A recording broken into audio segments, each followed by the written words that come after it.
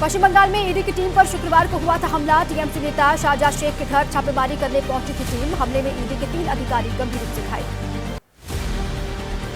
बंगाल के राज्यपाल ने गृह सचिव और डीजीपी को तलब किया है। ममता सरकार को भी चेताया, कहा ये ईडी की टीम पर हमला चिंताजनक और निंदनीय, बर्बरता रोकना सरकार का कर्तव्य।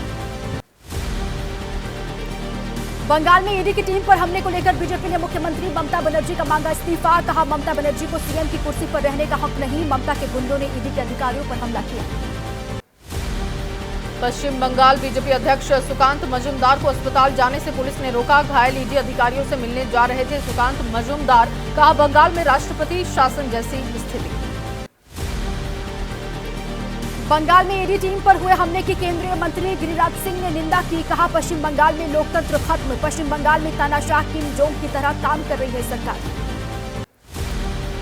उत्तर 24 परगना में ईडी टीम पर हुए हमले पर एसपी डॉक्टर जॉबी थॉमस ने सफाई दी। छापेमारी के लिए जा रही ईडी टीम के साथ भेजी गई थी पुलिस टीम। वहां पहुंचने पर भीड़ को हुई जानकारी। बीजेपी नेता गौरव भाटिया ने ममता बनर्जी पर बोला हमला। का सीएम ममता की नाक के नीचे चल रहा जंगल राज। बंगाल में कानून व्यवस्था ध्वस्त है। गुंडों को संरक्षण दिया जा रहा है। पश्चिम बंगाल में ईडी टीम पर हुए हमले पर बोली बीजेपी विधायक अग्निमित्रा पॉल। कहा पश्चिम बंगाल में ममता सरकार ने संविधान और लोकतंत्र को खत्म किया। ईडी पर हमले की एनआईए जांच होनी चाहिए। अब आइए 9 सेकंड न्यूज में खबरें 2024 के चुनाव से जुड़ी हुई। जयपुर पहुंचे पीएम मोदी ने पार्टी विधायकों और पदाधिकारियों को दिया जीत का मंत्र। कहा हर घर तक डबल इंजन सरकार का लाभ पहुंचाने के लिए करे काम। 3 दिवसीय राजस्थान दौरे पर हैं पीएम मोदी। आज पीएम जयपुर में पुलिस महानिदेशकों और महानिरीक्षकों के सम्मेलन में होंगे शामिल। 3 दिवसीय सम्मेलन का गृह मंत्री अमित शाह ने उद्घाटन किया था। बैठक में राष्ट्रीय सुरक्षा, आतंकवाद और नई तकनीक के खतरे को लेकर चर्चा होगी। राजस्थान में इंदिरा रसोई योजना का नाम बदलकर अन्नपूर्णा रसोई योजना किया गया। पीएम मोदी के सामने सीएम भजन लाल शर्मा ने ऐलान किया, अन्नपूर्णा योजना के जरिए जरूरतमंदों को नाश्ता और भोजन दिया जाता है। आज कांग्रेस पार्टी जारी करेगी राहुल गांधी की भारत जोड़ो न्याय यात्रा का लोगो। कांग्रेस अध्यक्ष मल्लिकार्जुन खड़गे दोपहर 12 बजे मुख्यालय में लोगो जारी करेंगे। मणिपुर से मुंबई तक होगी यात्रा। शिमला में बीजेपी अध्यक्ष जेपी नड्डा ने राहुल की न्याय यात्रा पर बोला हमला। कहा देश को बांटने और तोड़ने वाले निकाल रहे हैं भारत जोड़ो न्याय यात्रा। कांग्रेस को देश से माफी मांगनी चाहिए। राहुल गांधी की भारत जोड़ो न्याय यात्रा पर बोले बीजेपी नेता आरपी सिंह। कहा यात्रा का लोकसभा चुनावों पर नहीं पड़ेगा कोई असर। पहले भी राहुल की यात्रा रही है बेनतीजा। लोकसभा चुनाव 2024 में कमजोर उम्मीदवारों को हटाएगी कांग्रेस। कांग्रेस ने उम्मीदवारों की छंटनी के लिए 5 सदस्यीय स्क्रीनिंग टीम का गठन किया। बिहार कांग्रेस अध्यक्ष अखिलेश प्रसाद सिंह का बड़ा बयान। कहा बिहार में कांग्रेस की 9 से 10 सीट पर चुनाव लड़ने की कोशिश। नीतीश, लालू के अलावा और भी दलों की राय जरूरी। लोकसभा चुनाव की तैयारी में जुटी बीजेपी अगले कुछ हफ्तों में 160 कमजोर सीटों के लिए उम्मीदवारों की घोषणा करेगी। 22 जनवरी को बीजेपी जारी कर सकती है पहली लिस्ट। दिल्ली के सीएम अरविंद केजरीवाल का गुजरात दौरा। लोकसभा चुनाव के मद्देनजर पार्टी कार्यकर्ताओं से मिलेंगे केजरीवाल। जनसभा को भी करेंगे संबोधित। लोकसभा चुनाव की तैयारी में जुटे महाराष्ट्र के मुख्यमंत्री एकनाथ शिंदे आज से शिव संकल्प अभियान की करेंगे शुरुआत। लोकसभा क्षेत्र में होगी जनसभा। शिमला में बीजेपी अध्यक्ष जेपी नड्डा ने कोर ग्रुप के कार्यकर्ता और पदाधिकारियों के साथ की मीटिंग। लोकसभा चुनाव को लेकर रणनीतियों पर मंथन किया। समाजवादी पार्टी की सांसद डिंपल यादव ने विकास के मुद्दों पर बीजेपी पर उठाए सवाल। कहा उत्तर प्रदेश में महिलाओं की सुरक्षा और युवाओं के रोजगार के मुद्दे पर विचार करे बीजेपी। पटना में केंद्रीय मंत्री गिरिराज सिंह ने नीतीश तेजस्वी पर कसा तंज। कहा एक दूसरे को मनाने में लगे हुए हैं दोनों। नीतीश कुमार लालू प्रसाद के जाल में फंसे। और चलिए अब 9 सेकंड न्यूज में राजनीति से जुड़ी कुछ अहम खबरें आपको दिखाते हैं। राजस्थान में मंत्रियों के विभागों का बंटवारा हुआ। मुख्यमंत्री भजन लाल शर्मा के पास गृह, आबकारी, सामान्य प्रशासन समेत 8 विभाग। डिप्टी सीएम दिया कुमारी को वित्त, पर्यटन और महिला एवं बाल विकास मंत्रालय, डिप्टी सीएम प्रेमचंद बैरवा को तकनीकी शिक्षा, उच्च शिक्षा और परिवहन एवं सड़क सुरक्षा विभाग की जिम्मेदारी दी गई। किरोड़ी लाल मीणा को कृषि और ग्रामीण विकास मंत्रालय, गजेंद्र सिंह शेखावत को चिकित्सा और स्वास्थ्य विभाग दिया गया है। राज्यवर्धन सिंह राठौड़ को उद्योग और वाणिज्य विभाग, साथ में खेल मंत्रालय दिया गया। लोकसभा चुनाव से पहले कांग्रेस संगठन में फेरबदल, अलका लांबा को कांग्रेस ने बड़ी जिम्मेदारी दी। अलका लांबा को महिला कांग्रेस और वरुण चौधरी को एनएसयूआई का अध्यक्ष बनाया गया। दिल्ली सरकार में मंत्री आतिशी ने सरकारी दवाओं की सीबीआई जांच के मामले में बीजेपी पर निशाना साधा। कहा, इनका मकसद सिर्फ केजरीवाल के हेल्थ केयर मॉडल को रोकना है। आपकी तरफ से राज्यसभा के लिए नामित होने के बाद स्वाति मालीवाल ने दिल्ली महिला आयोग की अध्यक्ष पद से इस्तीफा दिया। इस्तीफे के बाद भावुक हुई स्वाति मालीवाल।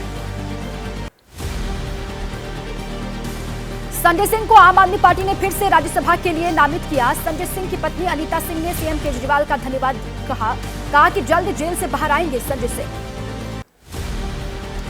तेलंगाना के सीएम रेवंत रेड्डी ने दिल्ली में केंद्रीय मंत्रियों से मुलाकात की। रक्षा मंत्री राजनाथ सिंह और वित्त मंत्री निर्मला सीतारमण से भी मिले रेवंत रेड्डी। हरिद्वार में पतंजलि गुरुकुल के आधुनिक भवन का शिलान्यास करेंगे रक्षा मंत्री राजनाथ सिंह। कार्यक्रम में सीएम धामी और केंद्रीय मंत्री अर्जुन मेघवाल रहेंगे मौजूद। यूपी के सीएम योगी आदित्यनाथ ने ऑनलाइन शिकायत पोर्टल ऐप का शुभारंभ किया। कहा, जन शिकायतों के निपटारे के लिए पहल, ई फाइल के जरिए सुनी जाएंगी शिकायतें। त्रिपुरा विधानसभा सत्र के पहले दिन सीएम माणिक साहा ने बड़ी घोषणा की। विधायक क्षेत्र विकास निधि की राशि में बढ़ोतरी की। 50 लाख की 75 लाख की राशि दी गई। बेंगलुरु की पीईएस यूनिवर्सिटी के स्वर्ण जयंती समारोह में शामिल हुए विदेश मंत्री एस जयशंकर। कहा, 1970 के दशक में कश्मीर मुद्दे को यूएनएससी में ले जाना एक बुनियादी गलती थी।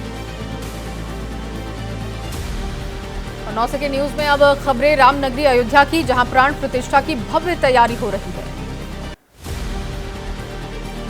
अयोध्या में राम भक्तों के भोजन का जबरदस्त प्रबंध। सीता रसोई राम भक्तों को उपलब्ध करा रही है खाना। 22 जनवरी के दिन अयोध्या में चलेंगे 40 भोजनालय। शहर में जगह जगह लगेंगे चाय के स्टॉल्स।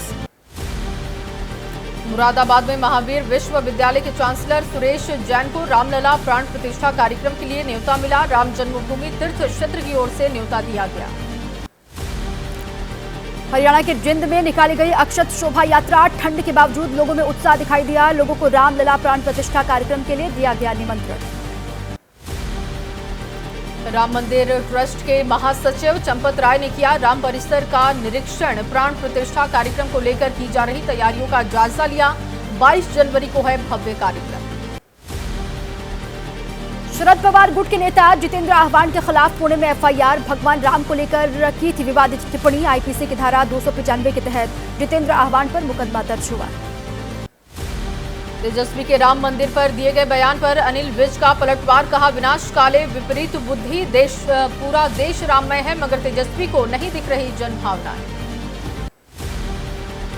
श्रीकांत पुजारी की जमानत पर केंद्रीय मंत्री प्रहलाद जोशी का बयान। कहा, श्रीकांत पर नहीं था कोई केस। कांग्रेस की हिंदू विरोधी नीतियों के तहत किया गया था गिरफ्तार। 9 सेकंड न्यूज में कोर्ट केस की अहम सुनवाई की खबरें अब आपको दिखाते हैं। ज्ञानवापी की एएसआई सर्वे रिपोर्ट खुलने और पक्षकारों को देने के मामले पर फैसला आ जाएगा। वाराणसी की जिला अदालत सुनाएगी फैसला। आदेश टाइप न होने की वजह से कल टल गया था फैसला। अमित शाह पर टिप्पणी मामले में राहुल गांधी आज तलब। सुल्तानपुर की एमपी एमएलए कोर्ट ने तलब किया है। गृह मंत्री अमित शाह पर आपत्तिजनक टिप्पणी करने का राहुल पर आरोप। दिल्ली पुलिस की स्पेशल सेल को मिली जावेद मट्टू की 7 दिन की कस्टडी। मट्टू से आतंकी मॉड्यूल के बारे में राज उगलवाएगी खुफिया एजेंसियां। जम्मू कश्मीर पुलिस ने जावेद पर रखा था 10 लाख रुपए का इनाम। हिजबुल का मोस्ट वांटेड कमांडर है जावेद अहमद। गुरुवार को हुई थी दिल्ली में डीएनडी के पास से गिरफ्तारी। कुछ ही दिन पहले दिल्ली आया था मट्टू। जावेद अहमद मट्टू के पास से मिली एक पिस्टल, एक मैगजीन और चोरी की कार। जावेद मट्टू कई बड़ी आतंकी वारदात में शामिल रहा है। हिजबुल के 7 मोस्ट वांटेड आतंकी मॉड्यूल का सरगना रहा है। कांग्रेस विधायक सुखपाल खैरा को 14 दिन की न्यायिक हिरासत। सुखपाल सिंह के खिलाफ थाना सुभानपुर में मामला दर्ज हुआ। खैरा को फिर से नाभा जेल भेजा गया। ये 9 सेकंड न्यूज में बात अपराध से जुड़ी खबरों की करते हैं। जम्मू कश्मीर के शोपियां में हुई मुठभेड़ में लश्कर-ए-तैयबा का आतंकवादी ढेर हुआ है। सेना के अधिकारी के अपहरण और हत्या के मामले में शामिल रहा था। सुरक्षा बलों को मिली बड़ी कामयाबी। धोनी ने अपने 2 पूर्व व्यवसायिक साझेदारों के खिलाफ दर्ज करवाया 16 करोड़ की धोखाधड़ी का मामला। क्रिकेट अकेडमी के एग्रीमेंट का पालन न करने का आरोप है। कंपनी के 2 निदेशकों के खिलाफ मुकदमा दर्ज हुआ। हापुड़ में 11वीं की छात्रा ने सुसाइड किया। छेड़छाड़ से परेशान होकर छात्रा ने अपनी जान दी। आरोपी के खिलाफ एफआईआर, अभी तक नहीं हुई गिरफ्तारी। उत्तराखंड के उधम सिंह नगर में डबल मर्डर से सनसनी। भारामल समाधि स्थल के महंत समेत 2 की हत्या। अज्ञात बदमाशों ने वारदात को अंजाम दिया। पटना हाईकोर्ट परिसर में धमाके की बात निकली। अफवाह ईमेल के जरिए दी गई थी। हाईकोर्ट परिसर को उड़ाने की धमकी। ईमेल भेजने वाले के बारे में जानकारी जुटा रही खुफिया एजेंसियां। बिहार के कटिहार में रेलवे गेटमैन का मिला शव। गन्ने के खेत से बरामद की गई है लाश। पिछले 5 दिन से लापता था गेटमैन संतोष। जीआरपी कर रही है पूरे मामले की छानबीन। उन्नाव में एसआईटी कर रही युवक की संदिग्ध मौत मामले की जांच। लड़की के घर फांसी पर लटका मिला था युवक का शव। युवक के परिजनों ने हत्या का लगाया है आरोप। सऊदी अरब से लौटे रेप के आरोपी की इंदिरा गांधी एयरपोर्ट से गिरफ्तारी हुई है। आरोपी के खिलाफ जारी हुआ था लुकआउट नोटिस। युवती ने दर्ज करवाया था रेप का मामला। राजस्थान के डीग में आरोपियों को पकड़ने गई पुलिस पर ग्रामीणों ने पथराव और फायरिंग की। पुलिस ने 6 हमलावरों को हिरासत में लिया। हमले में कुछ पुलिसकर्मियों को चोट भी आई। पंजाब के फजिल्का में वकील को अगवा करने की कोशिश। जख्मी हालत में कराया गया अस्पताल में भर्ती। वीडियो सोशल मीडिया पर वायरल हुआ। और चलिए 9 सेकंड न्यूज में देश से जुड़ी कुछ अहम खबरें अब आपको दिखाते हैं। भारतीय नौसेना के जाबाज मार्कोस की बड़ी कार्रवाई। अरब सागर में जहाज के अपहरण की कोशिश नाकाम की। जहाज पर सवार 15 भारतीयों समेत चालक दल के सभी 21 सदस्यों को बचा लिया गया। राजस्थान के कोटा में हादसा हो गया। जोधपुर भोपाल पैसेंजर ट्रेन के 2 डिब्बे पटरी से उतरे। हादसे की सूचना के बाद मौके पर पहुंची राहत बचाव की टीम। लखनऊ में प्लाई फैक्ट्री में आग लगी। आग बुझाने के लिए मौके पर पहुंची फायर ब्रिगेड की 9 गाड़ियां। आग लगने से फैक्ट्री के आसपास के इलाके में दहशत। महादेव बैटिंग ऐप मामले में ईडी की चार्जशीट में बड़ा खुलासा हुआ। चार्जशीट में छत्तीसगढ़ के पूर्व सीएम भूपेश बघेल का नाम है। ईडी ने 5 आरोपियों के खिलाफ दायर की है चार्जशीट। उत्तराखंड के मुख्यमंत्री पुष्कर सिंह धामी ने आयुष विभाग के अधिकारियों के साथ बैठक की। प्रदेश को आयुष और वेलनेस के क्षेत्र में प्रमुख डेस्टिनेशन बनाने के लिए कार्य योजना बनाने के निर्देश दिए। दिल्ली के सीएम अरविंद केजरीवाल के आवास के बाहर प्रदर्शन हुआ। लोक जनशक्ति पार्टी कार्यकर्ताओं ने प्रदर्शन किया। एलजेपी नेता शंकर मिश्रा की अध्यक्षता में धरना। श्रीलंकाई नौसेना ने रिहा किए 21 भारतीय मछुआरे। चेन्नई एयरपोर्ट पर मछुआरों का स्वागत किया गया। श्रीलंकाई जल क्षेत्र में अवैध शिकार के आरोप में हुई थी गिरफ्तारी।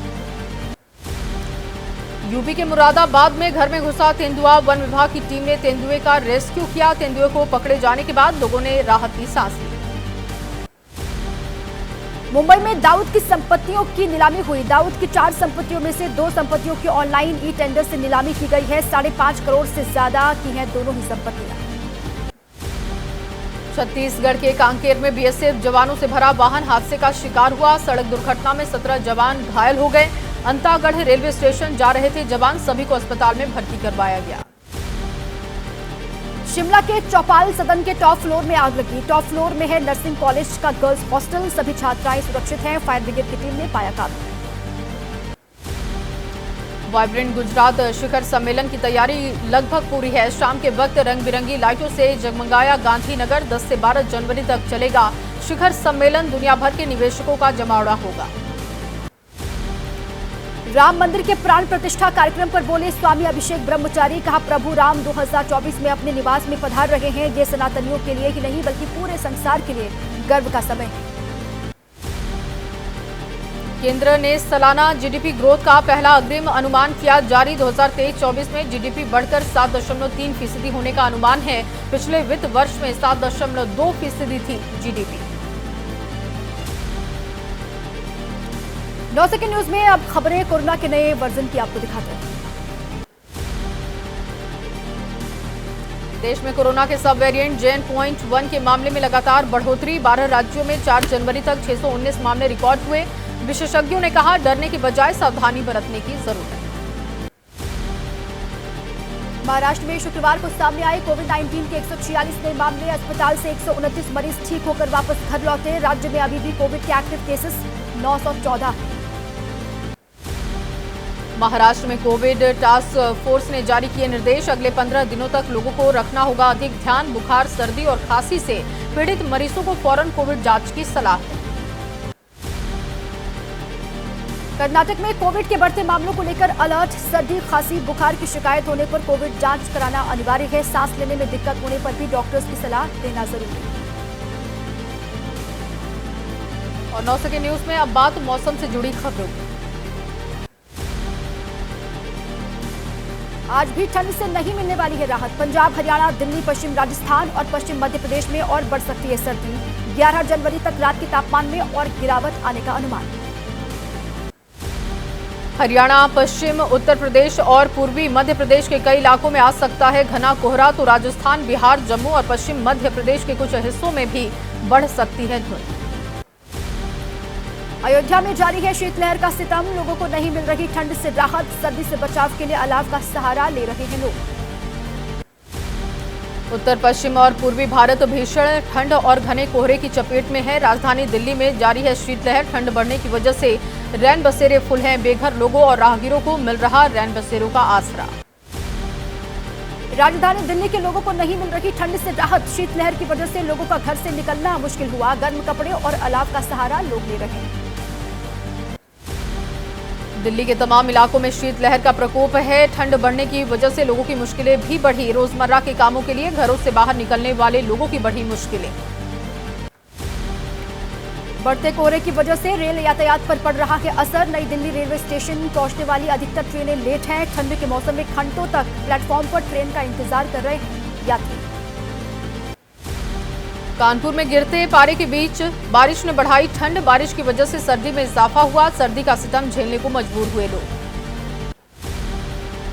छत्तीसगढ़ में भी बारिश हुई। झमाझम बरसात की वजह से तापमान में और गिरावट। ठंड में ठिठुर रहे लोगों की मुश्किलें बढ़ी। और देखिए, मौसम से जुड़ी कुछ खबरें आपको दिखाते हैं। दिल्ली, NCR समेत पूरे उत्तर भारत में शीतलहर का प्रकोप इस वक्त जारी है। ठंड के बीच कोहरे ने मुसीबत लोगों की बढ़ा दी है और मौसम विभाग की ओर से अनुमान ये लगाया गया है कि दिल्ली में आज का अधिकतम तापमान 15 डिग्री और न्यूनतम जो तापमान होगा वो 9 डिग्री सेल्सियस तक रह सकता है। और आज कुछ इलाकों में कोल्ड डे वाली स्थिति भी बन सकती है। ये भी कहा है मौसम विभाग की तरफ से ये बातें कही गई है। देखिए, आपको तस्वीरें दिखा रहे हैं। हर तरफ कमोबेश ऐसी ही स्थिति है। पूरे उत्तर भारत की अगर हम बात करें तो पूरे उत्तर भारत में शीतलहर से अभी आपको राहत नहीं मिलने वाली है। दिल्ली, NCR में कोहरे की वजह से मुसीबत बढ़ी है। ट्रेन और हवाई सेवाओं पर इसका सीधे तौर पर असर देखा जा रहा है।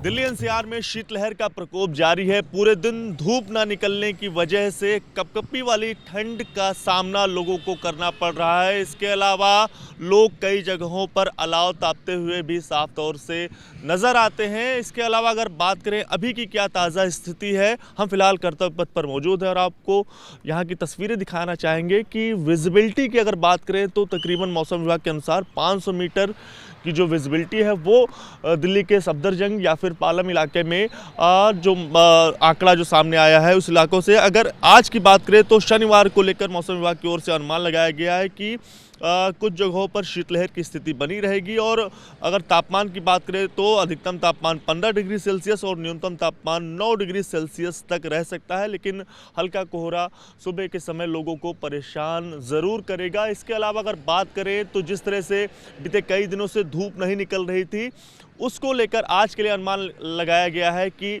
आज आसमान जो है वो साफ़ रहेगा और धूप निकलने के आसार जो है वो मौसम विभाग की ओर से लगाए गए हैं। और अगर इसके अलावा अगर AQI की बात करें तो CPCB के आंकड़े क्या कहते हैं ये हम आपको अपने फ़ोन की स्क्रीन पर दिखाएंगे कि दिल्ली का जो AQI है वो फ़िलहाल कितना है, उसकी स्थिति क्या है, ये आप मेरे स्क्रीन पर देख पाएंगे कि दिल्ली का जो फिलहाल का AQI है वो 313 पर है, यानी कि दिल्ली की हवा अभी भी बेहद ख़राब स्थिति में बनी हुई है।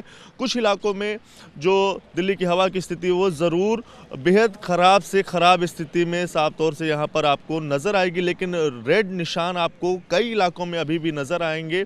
ये दर्शाते हैं कि दिल्ली की हवा इन इलाकों में बेहद ख़राब स्थिति में अभी भी बनी हुई है। तो कुल मिलाकर फ़िलहाल की स्थिति यही है कि जिस तरह से बीते कई दिनों से दिन में धूप ना निकलने की वजह से लोगों को कपकपाने वाली ठंड का सामना करना पड़ रहा था, उससे फ़िलहाल राहत मिलने के जो आसार हैं वो आज मौसम विभाग की ओर से लगाए गए हैं। लेकिन बड़ी बात यही है कि आने वाले 9 तारीख को मौसम विभाग की ओर से अनुमान लगाया गया है कि दिल्ली NCR में बारिश होगी, जिसके बाद ठंड का प्रकोप एक बार फिर से बढ़ता हुआ साफ तौर से दिल्ली NCR में नजर आएगा।